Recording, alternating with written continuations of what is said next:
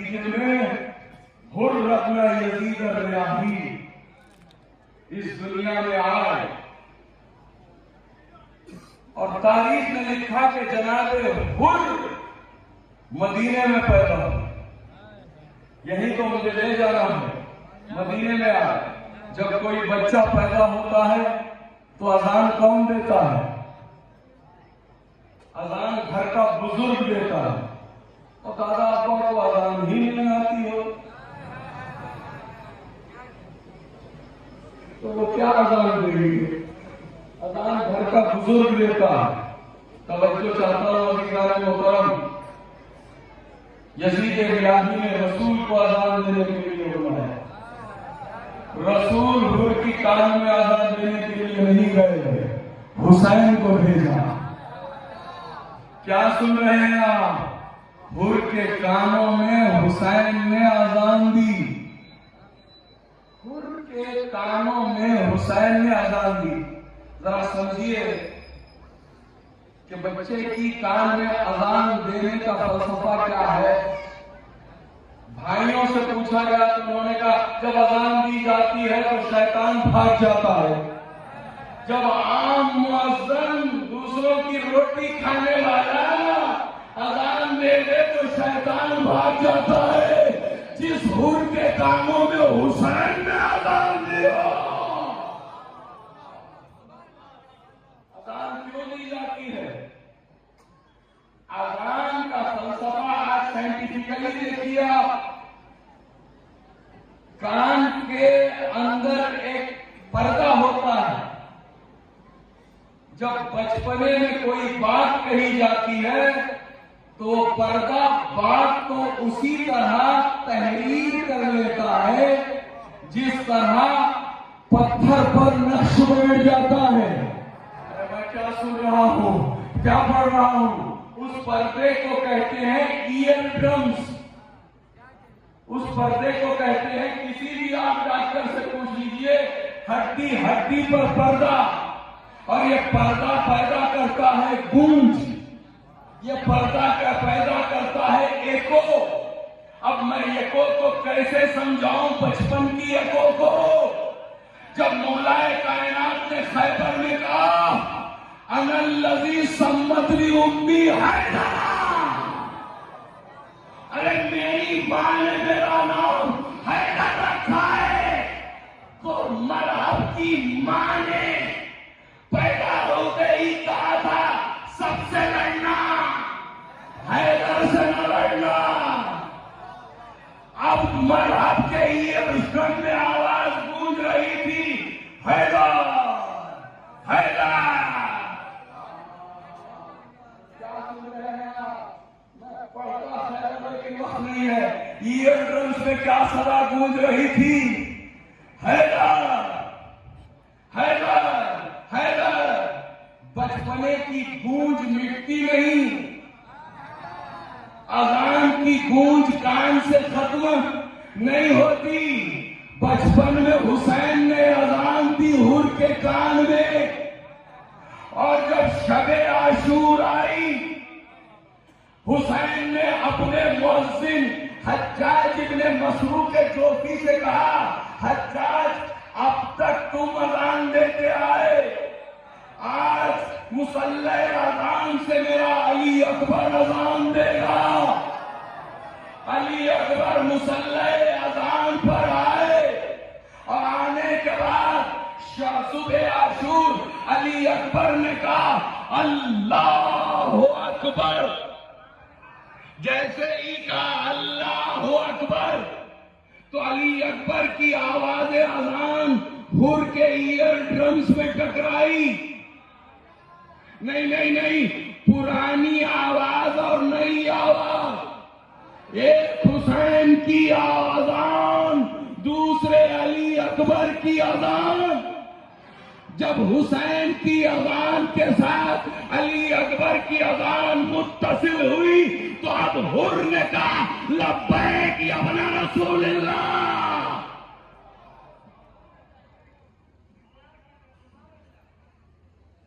हुसैन की आवाज थी तो अब हुर चला, हुर चला। आप थक गए क्या? अभी तो सिर्फ हुर को मैंने शुरू किया। माशाअल्लाह।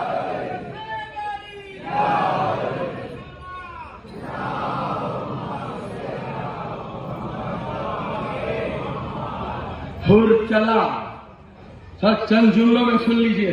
हुर चला मगर सर उठाकर नहीं चला, सर झुकाकर चला।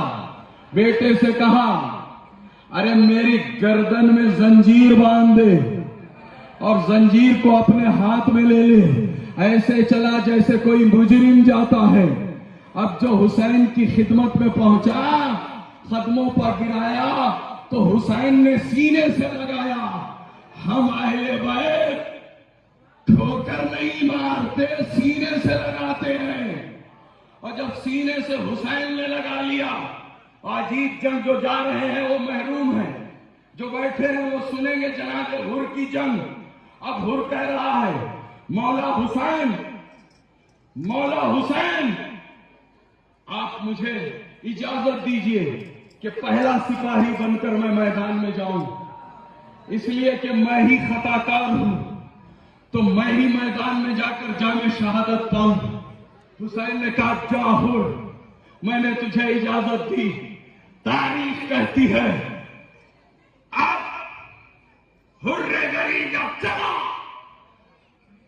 अरे पढ़ने के लिए ताकत भी चाहिए, आवाज भी चाहिए, इसलिए कि खतीब मिंबर का कमांडर होता है। कमांडर की आवाज में दमखम होना चाहिए। अगर कमांडर खड़ा हो, फौज खड़ी हो, कमांडर अपनी फौज से कहे अटेंशन, तो क्या असर होगा? सुन रहे हैं आप? कमांडर कहे अटेंशन, तो फौज पर क्या असर होगा? वही कमांडर का अटेंशन, पूरी फौज चौक कर आमादा हो जाएगी। इसीलिए मेरा मौला जब मैदान जंग में आवाज कसता था तो ऐसे मालूम होता था जैसे बादल आपस में टकराते हों।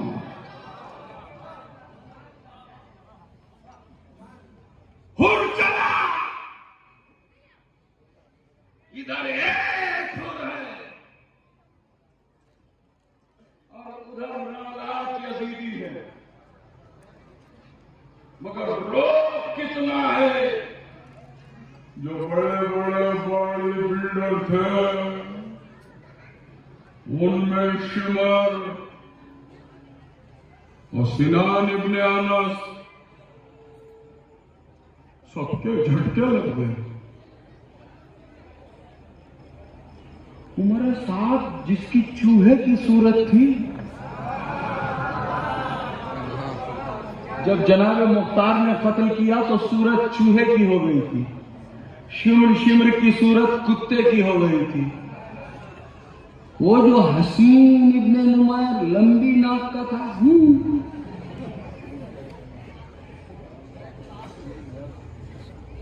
उसकी सूरत तो न कहिए कैसी हो गई थी। जितने बड़े बड़े थे सब डर गए। शिमर ने चुपके से कहा, अमीर हुर से लड़ नहीं सकते। हुर से, अरे तुम्हारे लश्कर के सिपाही से लड़ नहीं लग सकते तो हुसैन के सिपाहियों से क्या लड़ोगे? अरे क्या सुन रहे हैं आप? मैं कहां ले आया? का क्या करना चाहिए? का एक एक करके जाएंगे तो हुर सबको मार डालेगा। अरे 1 मिनट का तरबियत करदा हुर इतना बहादुर है तो जिसको हुसैन ने जबान चुसाई हो वो अब्बास कितना बहादुर होगा। माशाअल्लाह।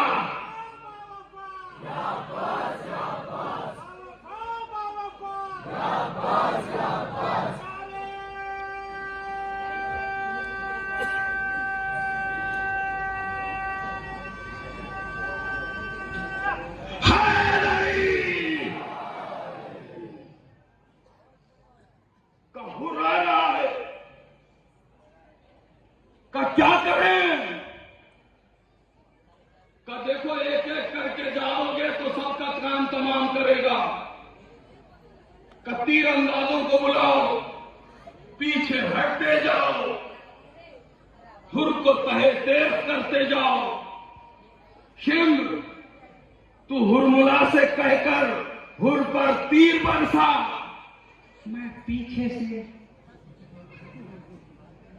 सफवान को या हसीन इब्ने नमीर को तैयार करूंगा। भाई खुदा की कसम, मैंने इस दर पर इतनी भीख मांगी है मजलिस पढ़ने के लिए, आप यकीन जानिए कि ये सिर्फ मेरी खिताबत नहीं है, उनका अतिया भी है और आपकी समाज की बुलंदी भी है। हर जगह जंग नहीं पड़ी जा सकती का क्या करें, का तीर बरसा। मसाइल से फजाइल निकाल रहा हूं। देखिए चचा जाग गए, कितने जवान हैं। हमारी निगाहें सब पर होती हैं, कौन सो रहा है कौन जाग रहा है। और आप ऊँघेंगे तो मैं सो जाऊंगा, मगर आप बेदार हैं माशाअल्लाह। हुर को कत्ल करने के लिए क्या करें, कहा 2 हरबे। एक पहला तीर बरसाओ, मौका ना दो तलवार चलाने का हुर को, और दूसरे हुर को यजीद के अमाननामे और यजीद के इनाम का लालच दिलाओ। देख रहे हैं आप क्या हरबे हैं, यही तो 2 हरबे हैं दुश्मन के। अब तारीख में मिलता है कि इधर तीरों की बारिश होने लगी। जनाब हुर अपना यजीद रयाही पर, लेकिन तारीख ने लिखा ये ऐसा माहिरे जंग था। हुर फन्ने सिपाहगरी की ऐसी महारत रखता था, जहां से तीर आता था हुर उस तीर को तलवार से काटते थे या फेंकते थे। तीर आते गए, हुर रोकते गए, काटते गए, रोकते गए, काटते गए। उमर साहब को और तशवीश हुई, उसने सफवान से जाकर कहा यजीद के यहां से 20,000 दिरहम हर महीना मुंह मारता है, पहले तू जा अपनी शजाअत का 4 दांगे आलम में लोहा मनवाने वाले हुर को हिदायत कर। तेरी जबान में मिठास है, जबान में मिठास नहीं, मैदान में कत्ल करवा रहा है। कुछ तो नहीं गया, दूसरों जबान में मिठास है। देखिए अगर कोई तारीफ करना शुरू कर दे तो समझो कि वहीं से मतलब परस्ती है। इसलिए कि जो कंधे पर चढ़ाते हैं वही सबसे पहले गिराते हैं। अरे मैं क्या कहूं, मीठी बातें करने लगा। अरे जा जा समझा, और ना समझे तो तू इतना बड़ा पहलवान है कि हुर जैसे 1000 पहलवानों को कत्ल कर देगा। शिम्र नगी गया, चालाक था। यहां अगर कहूं तो बुरा मत समझिए, ये जो डबल हरामी होते हैं जरा ज्यादा चालाक होते हैं। इब्ने जियादा बाप का बेटा बड़ा चालाक।